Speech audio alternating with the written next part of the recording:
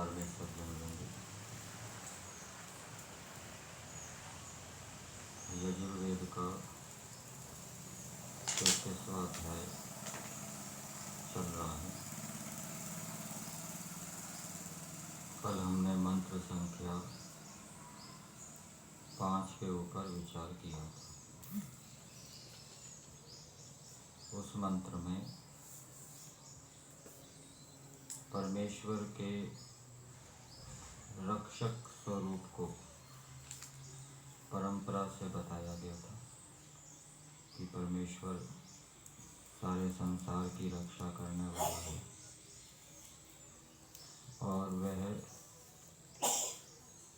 दिन और रात्रि के माध्यम से सारे संसार की रक्षा करता है। इसी प्रकार से परमेश्वर ऋतुओं को बनाकर भी संसार की रक्षा करता है। हमारे भारत देश में 6 ऋतुएं हैं। कहीं 3 ऋतुएं मिलेगी, कहीं 2 ऋतुएं मिलेगी। यदि ग्रीष्म ऋतु ना हो तो फिर भी अन्न आदि उत्पन्न ना हो, वर्षा ऋतु ना हो फिर भी अन्न आदि उत्पन्न ना हो, तो ऋतुओं की व्यवस्था करके परमेश्वर अन्न आदि की उत्पत्ति में सहायक होकर हमारी रक्षा करता है। और शरीर देकर भी परमेश्वर ने हमारी रक्षा की। शरीर की रचना जैसी की है, गर्दन है उसको हम इधर उधर मोड़ सकते हैं, ऊपर देख सकते हैं, नीचे देख सकते हैं। यदि हम सीधे ही देख सकते होते, मोड़ नहीं सकते, तो पता नहीं लग सकता था कि इधर कौन सा शत्रु है, उधर कौन सा शत्रु है, ऊपर क्या है, नीचे क्या है। इसी प्रकार से भुजाओं के अंदर परमेश्वर ने जोड़ बनाए हैं। सीधा हाथ होता तो हम भोजन नहीं खा सकते थे। जोड़ों के माध्यम से हम भोजन खा सकते हैं, व्यायाम आदि कर सकते हैं। हथेलियाँ दी परमेश्वर ने। हथेलियाँ ना होती तो कुछ दे नहीं सकते थे, ले नहीं सकते थे। फिर हथेलियों में परमेश्वर ने उंगलियाँ दी। उंगलियाँ ना होती तो हम किसी वस्तु को पकड़ नहीं सकते थे। ठीक है। इसी प्रकार से पैरों में परमेश्वर ने घुटने दिए, जोड़ दिए, जिससे कि हम बैठ सकते थे। यदि जोड़ ना होते तो फिर लेटते कैसे? बैठते हैं ना, बैठ कर फिर लेटते हैं। तो ये पैरों के अंदर जोड़ बनाए हैं, ये भी हमारी सुविधा के लिए है, हमारी रक्षा के लिए है। इसी प्रकार से सिर के ऊपर बाल हैं, वो शीतकाल में हमारी रक्षा करते हैं, किसी आघात से भी हमारी रक्षा करते हैं। नेत्रों के ऊपर पलक है, पलक भी हमारी आँखों की रक्षा करने वाले हैं। और नेत्रों के अंदर, नेत्रों को 2 गर्तों के अंदर रखा है, गड्ढे जैसे हैं, तो उससे भी नेत्रों की सुरक्षा होती है। कोई आघात होता है तो यहाँ ऊपर की हड्डी में लग जाता है, यहाँ लग जाता है, आँख बच जाती है। तो इस प्रकार से शरीर के माध्यम से भी, शरीर की रचना के माध्यम से परमेश्वर हमारी रक्षा करते हैं। और जो काम, क्रोध, लोभ आदि शत्रु हैं, उनको मारकर भी परमेश्वर हमारी रक्षा करते हैं। वेद के एक मंत्र में कहा गया है कि जब मनुष्य अपने आंतरिक शत्रुओं को जीत लेता है तो उसका सामर्थ्य बढ़ जाता है। जैसे बाहर के शत्रुओं को जीतने से बाहर का सामर्थ्य बढ़ जाता है, वो शत्रुओं की ज़मीन, शत्रुओं के लोग हमारे साथ हो जाते हैं, हमारे अधीन हो जाते हैं, हम उससे लाभ ले सकते हैं। इसी प्रकार से आंतरिक शत्रुओं को जब व्यक्ति जीत लेता है तो मनुष्य साधक, योगी, विद्वान, सामर्थ्य युक्त हो जाता है और परमेश्वर अनेक दिव्य गुणों को जीवात्मा के अंदर भरने वाले हैं। वीरता, साहस, धैर्य, पुरुषार्थ, सहन शक्ति, इन दिव्य गुणों को मनुष्यों के अंदर भरकर परमेश्वर उनकी रक्षा करते हैं। यदि ये दिव्य गुण ना होते तो मनुष्य नष्ट भ्रष्ट हो जाते। इस प्रकार से परमेश्वर की अनेक रक्षाएं हैं। आज मंत्र संख्या 6 का स्वाध्याय किया गया। पीछे जो हमने मंत्र संख्या 1, 2 और 2 पढ़े थे, इनमें एक ही विषय था। फिर 3 और 4 मंत्र पढ़े, इन दोनों का भी एक ही विषय था। फिर अब ये कल 5वां पढ़ा था, इसका विषय अलग था। और आज 6ठा पढ़ा है, इसका विषय भी 5वें मंत्र से अलग है। तो एक परिभाषा आती है व्याकरण के अंदर, सूत्राणि छंदोवत भवन्ति। सूत्र कैसे होते हैं? वो छंद के समान होते हैं, वेद के समान होते हैं।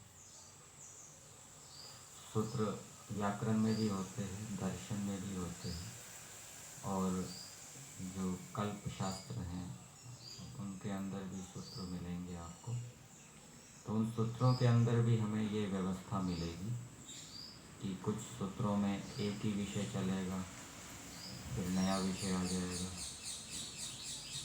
और कुछ विषय लंबा भी चलेगा, कुछ विषय छोटा भी चलेगा, 1-2 सूत्रों तक ही चलेगा। जैसे योग दर्शन के अंदर आया, यमों के विषय में बताया, अहिंसा, सत्य, अस्तेय, ब्रह्मचर्य, अपरिग्रह, यमः। फिर उसके अगला सूत्र यम से ही संबंधित है, जाति, देश, काल, समय, अनविच्छिन्ना, सार्वभौमा, महाव्रत। फिर उससे अगला जो सूत्र आया वो नियम के विषय में हो गया।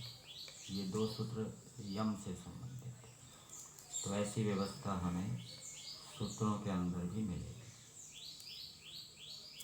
आज जो मंत्र पढ़ा गया, मंत्र है मंत्र संख्या 6, 33वां अध्याय यजुर्वेद। अयम इह प्रथमो धायी धात्रिभिः होता यजिष्ठो अध्वरेषु ईड्यः यम अपनवानो भृगवो विरुरुचुः वनेषु चित्रं विभवं विषे विषे। इस मंत्र की भूमिका में दिया है विद्वानों को क्या करना चाहिए, और मंत्र का देवता है अग्नि। तो अग्नि से हम विद्वान अर्थ करेंगे। विद्वानों के विषय में बताया गया है कि विद्वानों को क्या करना चाहिए। तो इस मंत्र के जब हम भावार्थ को पढ़ेंगे तो हमें विद्वानों के कर्तव्य का बोध होगा। तो इस मंत्र के भावार्थ में दिया है, जो विद्वान लोग इस संसार में बिजली की विद्या को जानते हैं, वे सब प्रकार प्रजाओं को सब सुखों से युक्त करने में समर्थ होते हैं।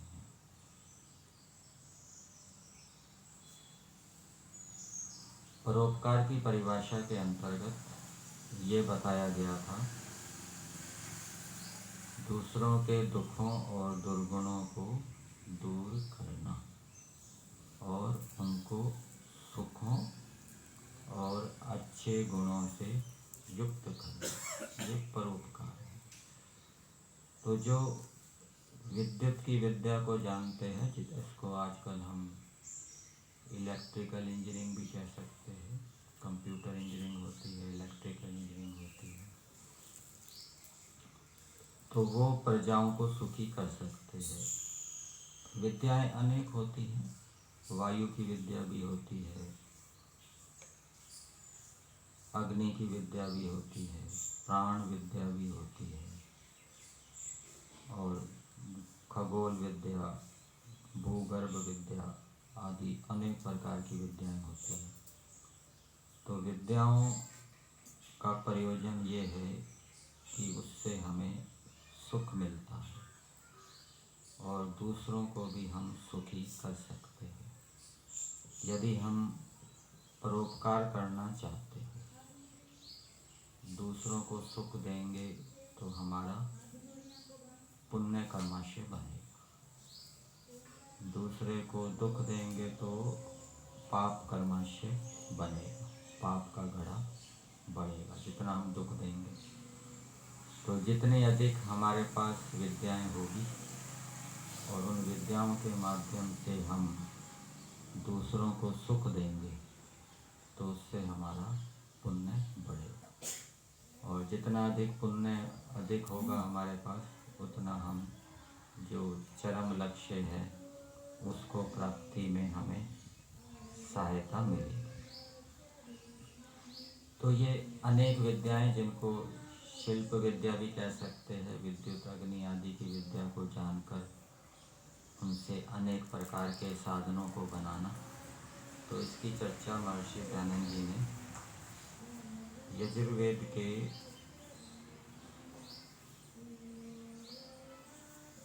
दूसरे अध्याय में भी की है। वहाँ विद्या का महत्व बताया गया है, और महर्षि दयानंद जी की ये भी योजना बताई जाती है कि उनका ऐसा विचार था कि यहाँ भारत देश से कुछ विद्यार्थियों को भौतिक विद्या सिखाने के लिए जर्मन आदि देशों में भेजा जाए, ठीक है ना। वहाँ से वो विद्या टेक्निक सीख कर आए और यहाँ देश के लोगों को वो लाभान्वित करें, और इस विषय में पत्र व्यवहार भी मिलते हैं। वहाँ के विद्वान पत्र व्यवहार करते हैं कि आपके शिष्य यहाँ आएंगे सीखने के लिए, तो हम भी उनसे कुछ अध्यात्म विद्या सीख सकेंगे, हमें ये लाभ हो जाएगा।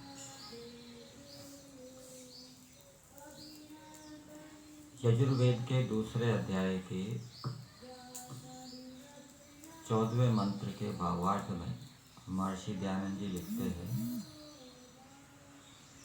कि जो मनुष्य परमेश्वर की आज्ञा के पालने और क्रिया की कुशलता में उन्नति को प्राप्त होते हैं, ये क्रिया की कुशलता है,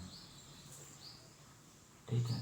इसको हाथ की सफाई भी कह सकते हैं, चाहे इलेक्ट्रिकल इंजीनियरिंग हो, कंप्यूटर इंजीनियरिंग हो, मैकेनिकल इंजीनियरिंग हो, केमिकल इंजीनियरिंग हो, ठीक है ना। ये सारी विद्याएं हैं। तो इसमें उन्नति करके, क्रिया की कुशलता में उन्नति करके, और पहले क्या बात बताई, परमेश्वर की आज्ञा का पालन और क्रिया की कुशलता में उन्नति करके, मतलब कि इन विद्याओं में उन्नति को जो प्राप्त होते हैं, वे विद्या और सुख में सबको आनंदित कर और दुष्ट शत्रुओं को जीतकर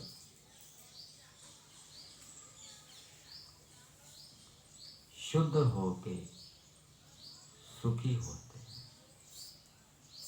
ठीक है। शुद्ध होने की बात लगी। एक तो परमेश्वर की आज्ञा का पालन करने से व्यक्ति शुद्ध होता है। शुद्ध होने का मतलब उसके अंतःकरण शुद्ध होता है। जन्म जन्मांतरों की जो अविद्या है, जो कि बंधन का कारण है, तस्य हेतु अविद्या। जीवात्मा का जो शरीर के साथ बंधन होता है उसका कारण है अविद्या। अविद्या के कारण वो जन्म मरण के चक्कर में पड़ा रहता है, बार बार पैदा होता है, मरता है।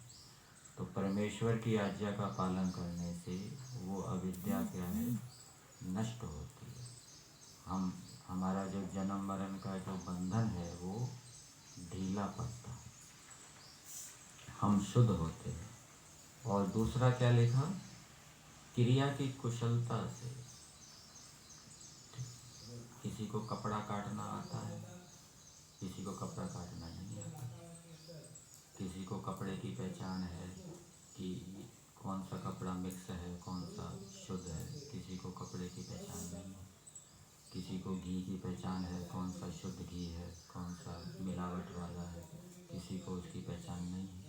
किसी को शहद की पहचान है, शुद्ध शहद कैसा होता है, मिलावट वाला शहद कैसे होता है, किसी को नहीं है। तो उनके पास वो विद्या है, तो उससे वो दुष्टों की ताड़ना भी कर सकते हैं। मिलावटी को पकड़ लेंगे, भाई तुम्हारा ये मिलावटी माल है, उसको दंड भी दे सकते हैं।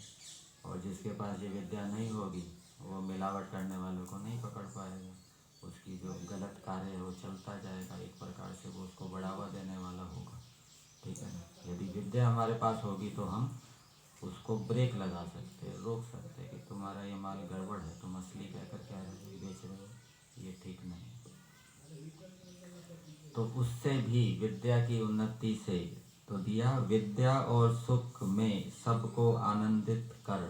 तो जब व्यक्ति दूसरों को विद्या से आनंदित करता है, ईश्वर की आज्ञा पालने से दूसरों को आनंदित करता है, तो वो शुद्ध होता है। और दूसरी बात लिखी, दुष्ट शत्रुओं को जीतकर। दुष्टों को जीतने से भी वो शुद्ध होता है। यदि व्यक्ति के पास विद्याएं नहीं हैं तो वो दुष्ट व्यक्ति अपनी दुष्टताएं करते रहेंगे, बेईमानी करते रहेंगे, नकली माल बेचते रहेंगे, उनको रोक नहीं पाएगा, तो उससे शुद्धि नहीं होगी। दुष्टों को रोकने से ही आत्मा की शुद्धि होती है। तो दुष्ट शत्रुओं को जीतकर शुद्ध होके सुखी होते हैं। तो ये विद्या का प्रयोजन ये है। विद्या के माध्यम से हमें दुष्टों को रोकना चाहिए और दूसरे मनुष्यों को सुख से युक्त करना चाहिए, इसको परोपकार कहेंगे। और इससे हमारा आत्मा क्या है, शुद्ध होता है। जन्म जन्मांतर के जो अविद्या के संस्कार बैठे हुए हैं हमारे आत्मा में, वो नष्ट होते हैं। और फिर आगे लिखा, जो आलस्य करने वाले हैं ऐसे कभी नहीं हो सकते। आलसी व्यक्ति विद्या को प्राप्त नहीं कर सकते। विद्या को प्राप्त करने के लिए भी पुरुषार्थी होना चाहिए।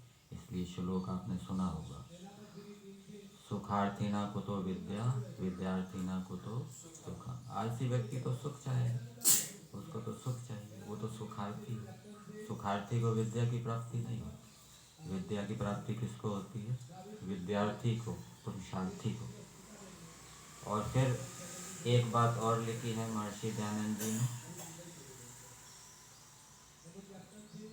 प्रथम अध्याय के 29वें मंत्र के भावार्थ में महर्षि दयानंद जी लिखते हैं, ईश्वर आज्ञा देता है कि मनुष्यों को विद्या और शुभ गुणों के प्रकाश से दुष्ट शत्रुओं की निवृत्ति के लिए नित्य पुरुषार्थ करना चाहिए।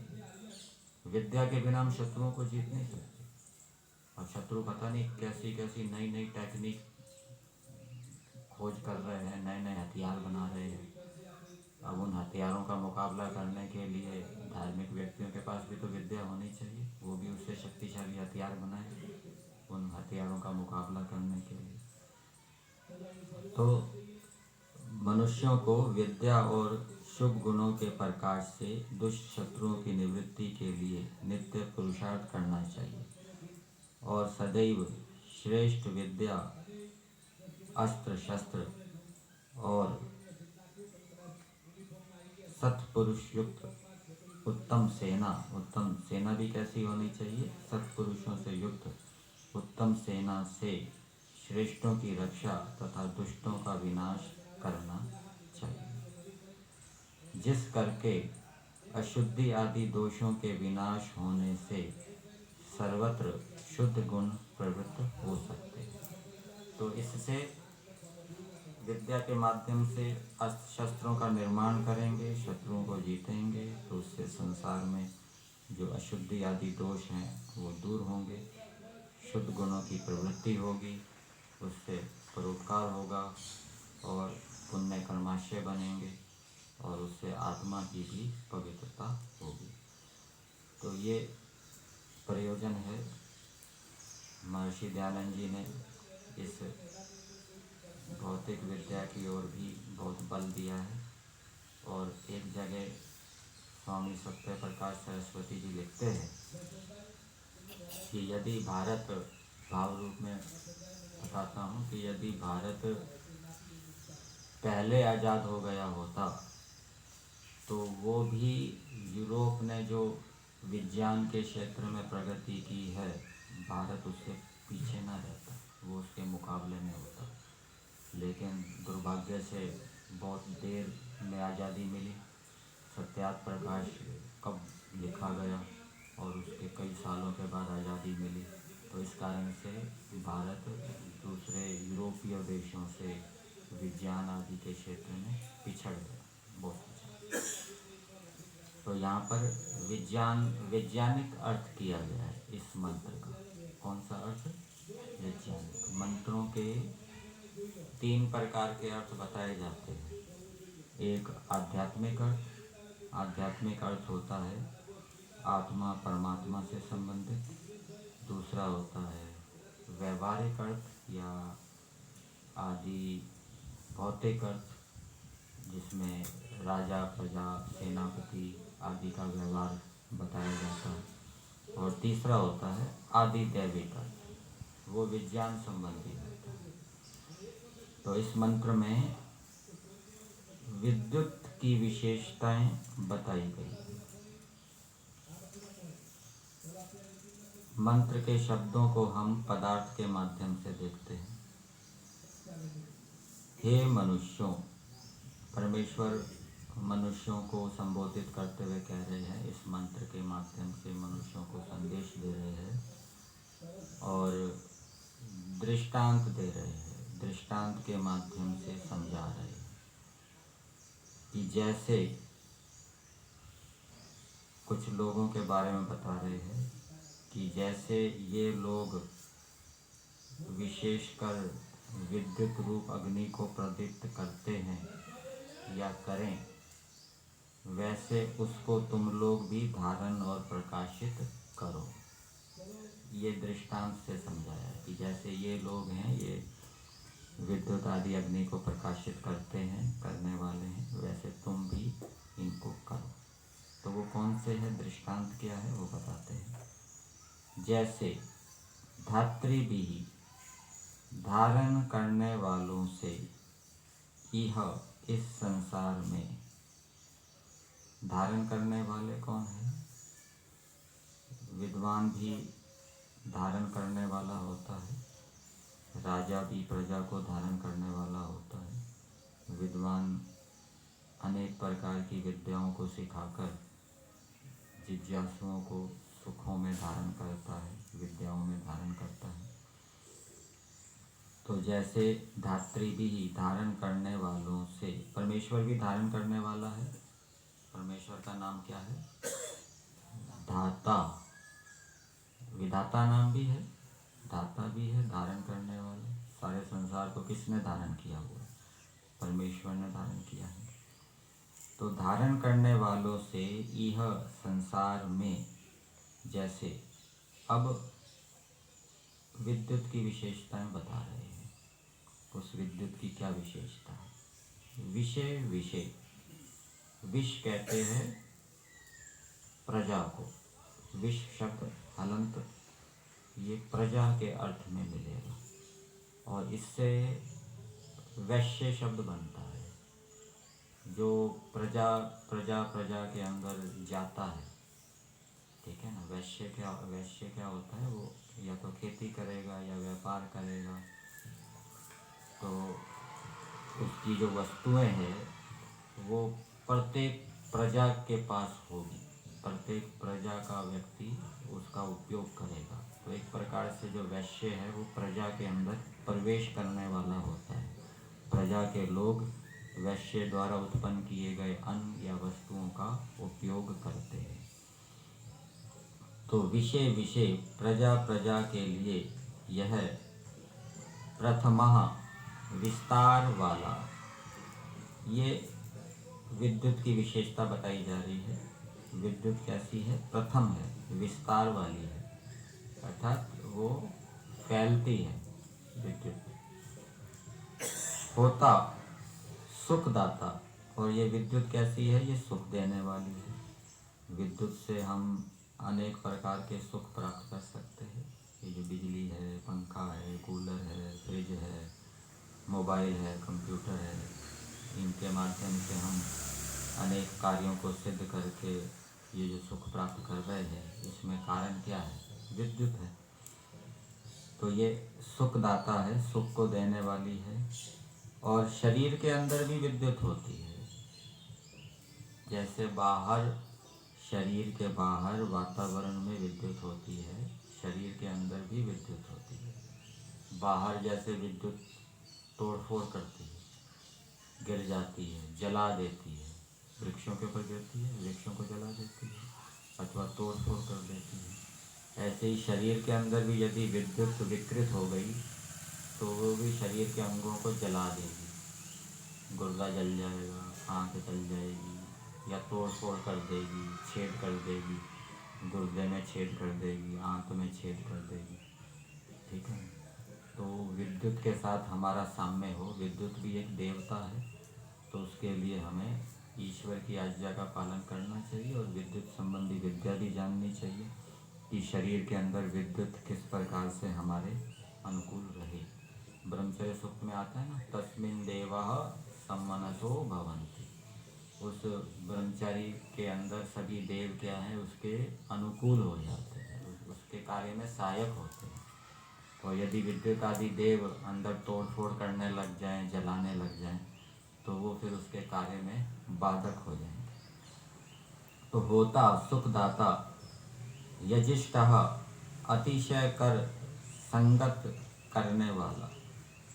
तो ये अतिशय संगत करने वाला है। विद्युत के माध्यम से हम पदार्थों को जोड़ने के लिए भी विद्युत का उपयोग आपको मिलेगा। अनेक पदार्थों को जोड़कर नए पदार्थों को बनाने के लिए। अध्वरेषु, ये जो वेल्डिंग आदि करते हैं, इसमें भी विद्युत का प्रयोग करते हैं। ठीक है ना, वो पदार्थों को जोड़ने के काम आते हैं। अध्वरेषु रक्षणीय व्यवहारों में। अध्वर यज्ञ का नाम भी है, यज्ञ को भी अध्वर कहते हैं। यहाँ पर हिंदी भाग में रक्षणीय व्यवहार दिया है, लेकिन संस्कृत भाग में जो दिया है वो दिया है अहिंसनीयेषु व्यवहारेषु। ठीक है। यज्ञ को अध्वर क्यों कहते हैं? क्योंकि ध्वरा हिंसा कर्मा, ये जो ध्वरती धातु है ये हिंसा करना है। यज्ञ के अंदर कोई हिंसा नहीं होती। ठीक है, इसलिए सामग्री के अंदर कोई कीड़ा नहीं होना चाहिए। समिधा भी कीड़े आदि से युक्त नहीं होनी चाहिए। घी आदि भी जो डालते हैं वो भी छान कर डालना चाहिए, उसमें कोई कीट आदि ना जाए। ठीक है, तो वो हिंसा से रहित होता है। तो अध्वरेषु अहिंसनीय व्यवहारों में, अर्थात ऐसे व्यवहारों में जिसमें हिंसा नहीं होती। ईद्य है खोजने योग्य विद्युत आदि स्वरूप। तो ये विद्युत क्या है? खोजने योग्य है। खोजने योग्य मतलब विद्युत के गुण और कर्म खोजने योग्य है।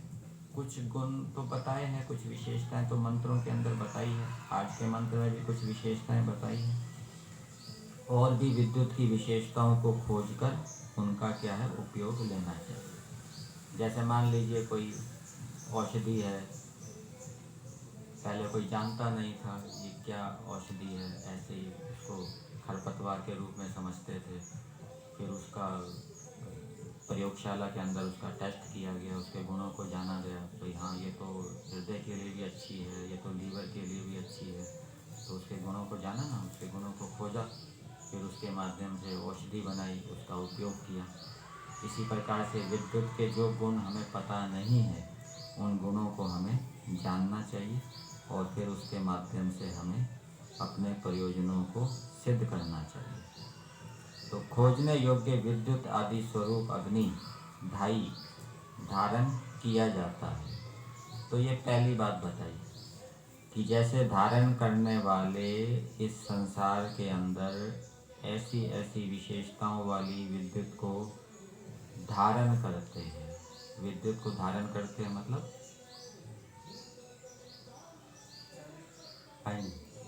ज्ञान का है, उसके गुण कर्म स्वभावों को धारण करते हैं, ठीक है ना, समझते हैं।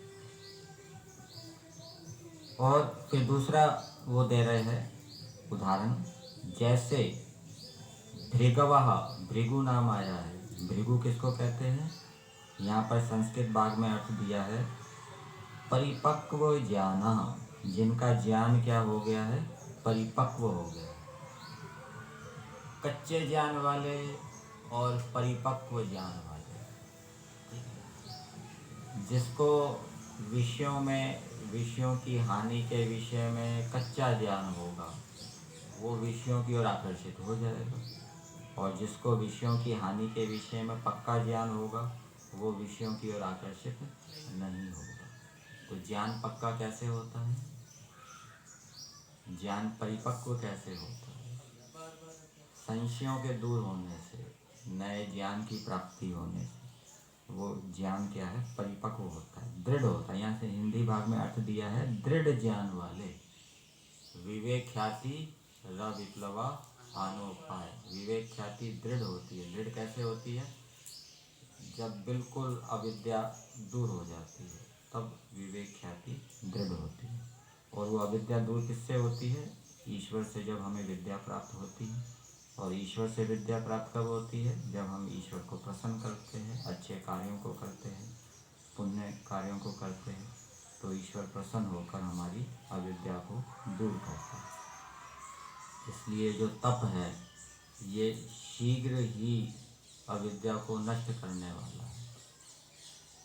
विद्या तपोभ्याम भूतात्मा। तप के माध्यम से बहुत शीघ्रता से जो हमारी अविद्या है दूर होती है, और बहुत शीघ्र हमारा ज्ञान क्या है? परिपक्व होता है। तप हो, गाय को दाल भी होती है ना, दाल को पकाया जाता है अग्नि के ऊपर, अग्नि के ऊपर पकाने से वो पक जाती है। इसलिए तप भी क्या है? अग्नि रूप है। तप के माध्यम से हमारा ज्ञान बहुत शीघ्र दृढ़ होता है। और तप का स्वरूप महर्षि दयानंद जी ने क्या बताया? धर्म के कार्यों को करने में यदि कष्ट भी हो, उस कष्ट को सहन करते हुए करना, ये क्या है? तप है। तो दूसरा उदाहरण दे रहे हैं, जैसे भृगवः दृढ़ ज्ञान वाले अपनवानः सुसंतानों के सहित उत्तम शिष्य लोग, जिस वनेषु वनों व किरणों में चित्रम आश्चर्य रूप गुण कर्म स्वभाव विभवम व्यापक विद्युत रूप अग्नि को।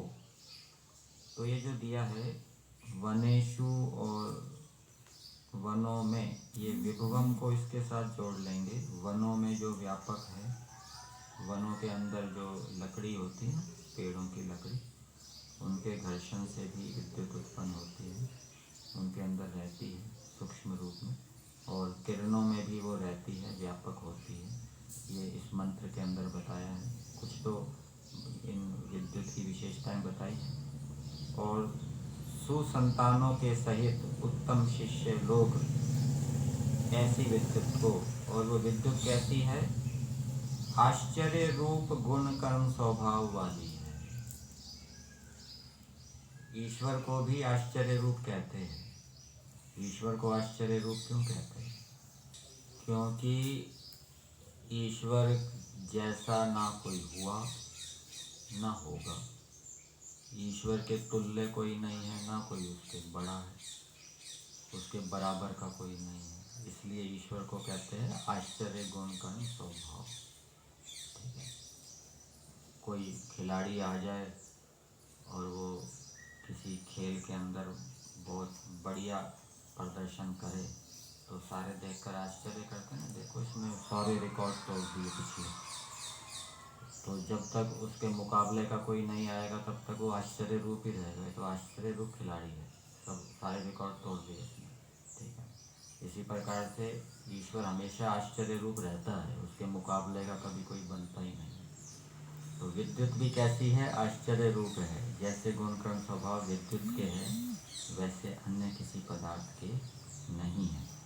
ऐसी जो विद्युत है इसको बहुत महत्व दिया गया है। उस व्यापक विद्युत रूप अग्नि को विरुरुचुः विशेष कर प्रदीप्त करें, वैसे उसको तुम लोग भी धारण और प्रकाशित करो। तो ये परमेश्वर ने मनुष्यों को संदेश दिया है कि जैसे धारण करने वाले विद्युत को धारण करते हैं, अर्थात उसके गुण कर्म स्वभाव को जानते हैं और उनका उपयोग लेते हैं, और जैसे प्रकाशित करने वाले उत्तम शिष्य लोग विद्युत को प्रकाशित करते हैं। प्रकाशित करने का मतलब विद्युत को उत्पन्न करते हैं। विद्युत उत्पन्न की जाती है, कोयले के माध्यम से भी विद्युत उत्पन्न करते हैं, परमाणु रिएक्टर के माध्यम से भी विद्युत को उत्पन्न करते हैं, बांधों के माध्यम से भी विद्युत को उत्पन्न करते हैं। तो जैसे विद्युत को प्रकाशित करने वाले विद्युत को उत्पन्न करने वाले विद्युत को उत्पन्न करते हैं, वैसे तुम भी विद्युत को उत्पन्न करो। तो विद्युत को उत्पन्न करके उसको इकट्ठा करो। इकट्ठा भी करते हैं ना, विद्युत को उत्पन्न करके संग्रह करते हैं और फिर उसका उपयोग करते हैं, जहाँ आवश्यकता होती है उसको बेचते हैं। तो ये मंत्र के अंदर संदेश दिया है कि विद्युत के गुण कर्म स्वभावों को जानना चाहिए, उनका उपयोग करना चाहिए, और उपयोग करने के लिए उनको उसका उत्पन्न करना चाहिए, बनाना चाहिए, उसका संग्रह करना चाहिए।